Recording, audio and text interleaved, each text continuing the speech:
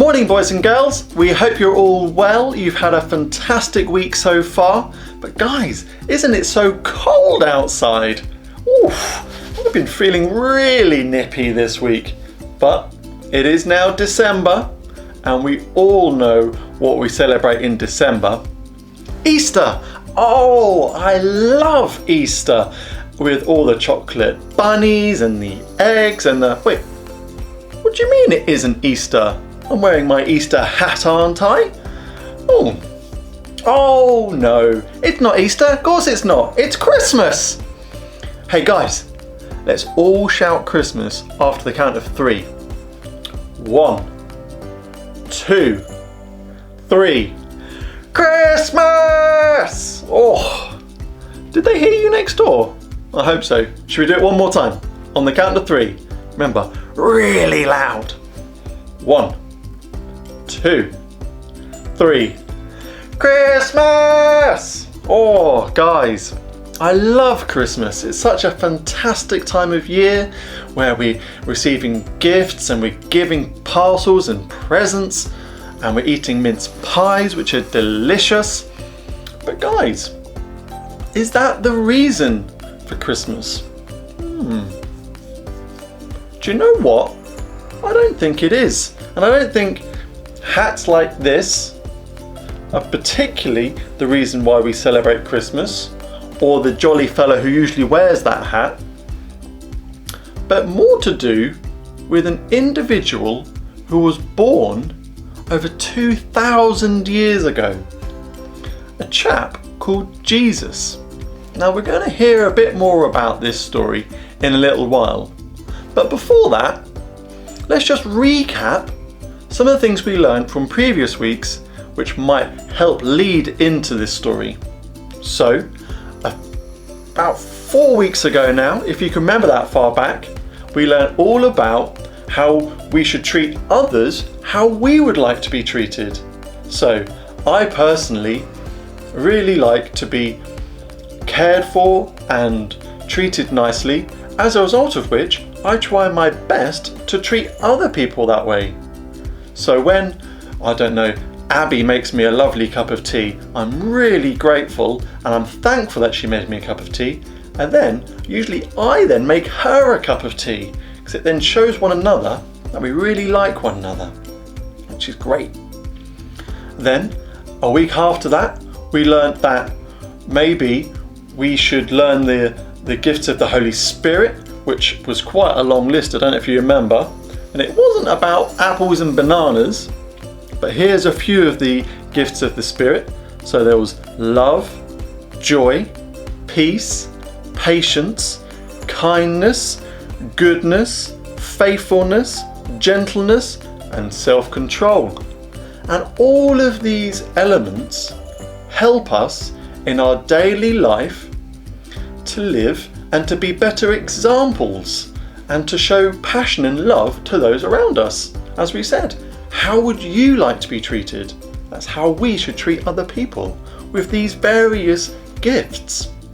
Gifts. Sounds a little bit Christmassy already, I feel. And then, just last week, we learned all about worship and we had a fantastic morning of singing and songs. But worship isn't just singing and songs, but it's our entire life, our being. So how you behave, your attitude to your friends, to your family, to your teachers, and the behaviour and the attitude that you carry to those people, and those gifts that we spoke about a moment ago. We're worshipping with all sorts of parts of our lives. I like to worship sometimes when I'm at work, or sometimes when I'm drawing and I'm being creative. I'm praising God and the gifts He's given me. So I hope you've been practicing those at home over these last couple of weeks, which leads us into today, where we're talking about Christmas. Now, I'm going to introduce a game in a moment, and then we're going to hear today's story. I'm going to give you a little clue as to what the story might be, which is going to involve a little tea towel. I'm going to pop a little tea towel on my head. Oh, can you guess who I'm going to be? I'm going to grab one of Abby's hairbands, which I could probably start pinching now actually. And I'm also going to quickly pop my dressing gown on. Now, some of you, there we go. Oh, I'm getting really toasty now I'm in my dressing gown. Some of you might have been acting in a nativity play. If this was regular times, or if you've been in school for a couple of years, I appreciate not all of the schools might be doing nativity plays this year, because COVID's probably thrown a spanner in the works. But if you have been doing nativity plays, you'll see the various characters throughout the Jesus birth story. And this is a little clue as to who we're going to be hearing about today. But before we hear about it, we've got Joel and the gang to give us a fantastic game. So, take it away, Joel. Good morning, everybody. Hi. I hope you're doing well. It is, do you know what month it is? Evelyn and Caleb, do you know what month it December. is? It's December. And what happens in December? Christmas. Christmas happens. Excellent. And so I don't know what you've done in your house. We've started thinking about Christmas, talking about Christmas. And before we start reading the story today, we're going to play a Christmas-related game. And so you can see what we've got on our plates.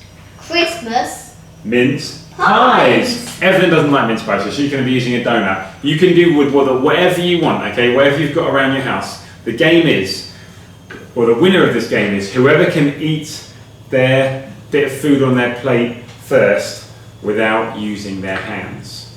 How confident are you, Evelyn? I don't know. I'm pretty confident. Now I've got a bigger mouth, so I'll give you two a little bit of a head start, okay? Now you can pick, who do you think you're going to win? Is Evelyn going to win? Do you think I'm going to win? Do you think Caleb is going to win? He's got quite a big mouth as well. And Evelyn's got a lot to eat of her donut, so I'm not sure who's going to be. So, you're going to count downwards at home. We're going to say 3, 2, 1, and then you two can start. And who knows how this will go. Ready? And then I'll tell another 3, 2, 1, then I'll start. Okay. Hands by your sides or behind your backs. 3, 2, 1, go!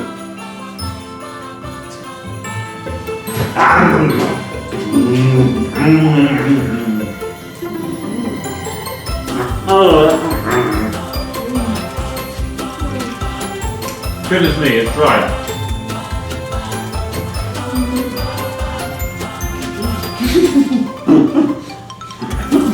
Hey, excuse me.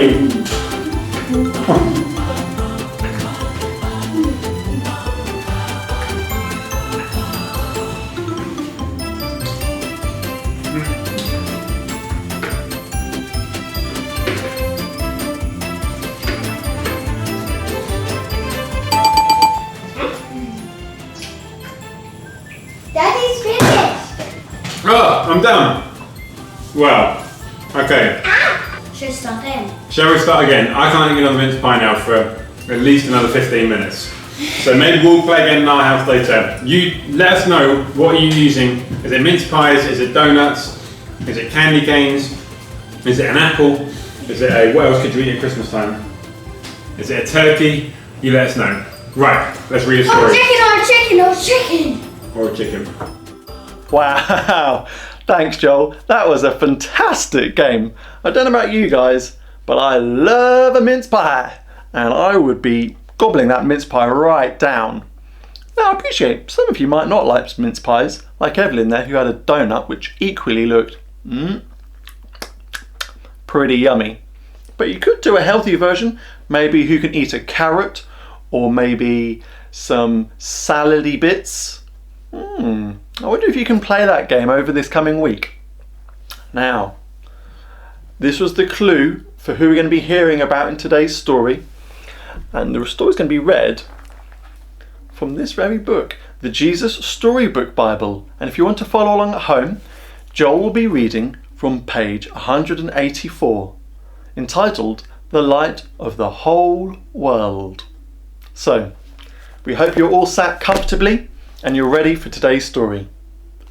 Take it away, Joel.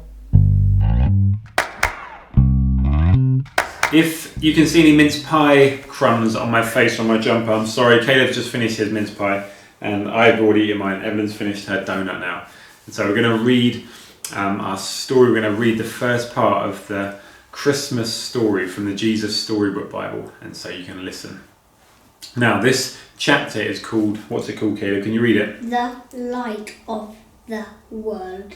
Yes. Whole world. The light of the whole world. And it's about the shepherds in the Christmas story. And so if you've not heard it before, listen in. It's a good one. That same night, in amongst the stars, suddenly a bright new star appeared. Of all the stars in the dark vaulted heavens, this one shone clearer. It blazed in the night and made the other stars look pale beside it. God put it there when his baby son was born, to be like a spotlight shining on him, lighting up the darkness, showing people the way to him. You see, God was like a new daddy. He couldn't keep the good news to himself. He'd been waiting all these long years for this moment, and now he wanted to tell everyone. So he pulled out all the stops. He'd sent an angel to tell Mary the good news. He put a special star in the sky to show where his boy was. And now he was going to send a big choir of angels to sing his happy song to the world. He's here, he's come, go and see him, my little boy. Now where would you send your splendid choir? To a big concert hall maybe? Or a palace perhaps? God sent his to a little hillside outside a little town in the middle of the night. He sent all those angels to sing to a raggedy, do you know what raggedy means?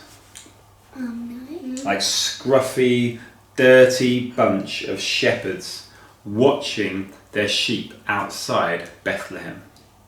In those days, remember, people used to laugh at shepherds and say they were smelly and call them other rude names, which I can't possibly mention here.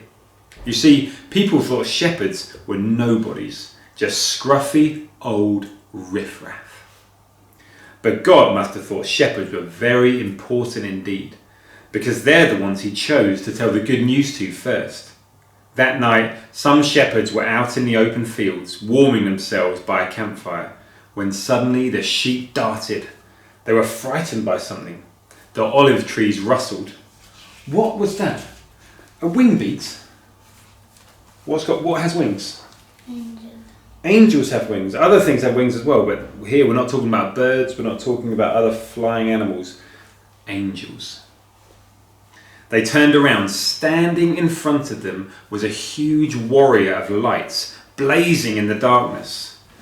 "Don't be afraid of me," the bright man said. "I haven't come to hurt you. I've come to bring you happy news for everyone, everywhere. Today in David's town in Bethlehem, God's son has been born. You can go and see him. He is sleeping in a manger." How would you feel if an angel came and stood in front of you like in this picture? Excited and scared? Excited and scared. Would you feel excited and scared? I wonder how you'd feel at home. How would you feel if an angel appeared out of nowhere and told you that God's son had been born? Let's keep reading. Behind the angel they saw a strange glowing cloud. Except it wasn't a cloud. It was angels. Troops and troops of angels. Armed with light. And they were singing a beautiful song. Glory to God. To God be fame and all the hurrahs. Then, as quickly as they appeared, the angels left.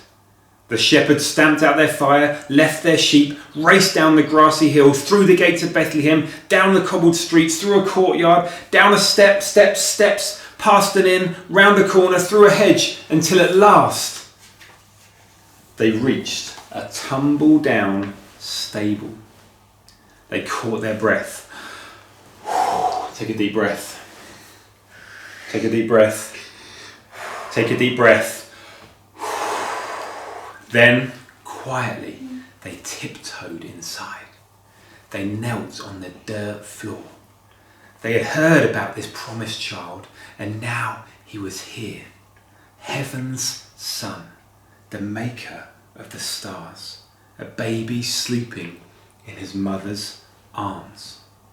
This baby would be like that bright star shining in the sky at night. a light to light up the whole world, chasing away darkness, helping people to see.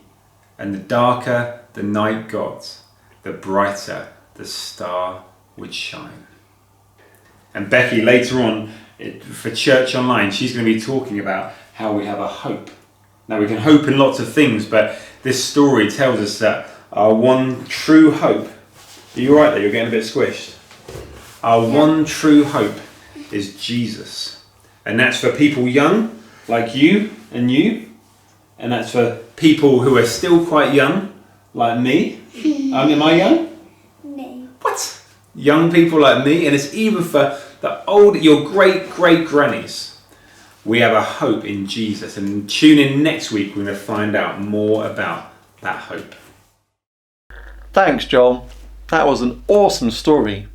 And as we heard, kids, how scary or awesome would it be to see angels? I think that's phenomenal.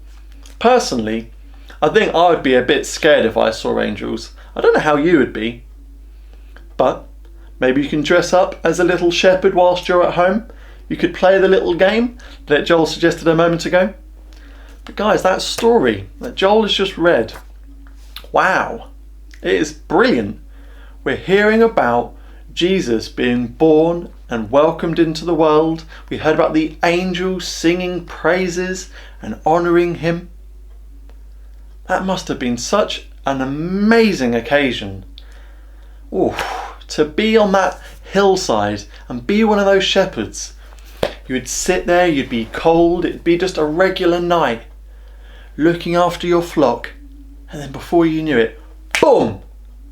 It's all kicking off. You've got angels, you're getting excited, there's something happening in town, so you're going down there with your friends, and you discover this baby being born in a manger, in a stable. And that baby is the Son of God. Wow! What a story! Imagine if that was you in that place and you could tell that story to your kids and your grandkids and your great-grandkids. Wow, that would be pretty special. And this story, as Joel said, gives you guys hope. It gives me hope. It gives my parents' generation hope. It gives grandparents' generations hope. It gives everybody a tremendous amount of hope that no matter who we are or what we're doing, no matter what walk of life we're in, there's Jesus, and he has brought light and joy into the world. So, we've heard this story today, and we're going to hear another story next week. So, tune in again then, and you'll find out the next chapter that we'll be hearing. Until then, kids, have a fantastic week. Take care. Bye bye.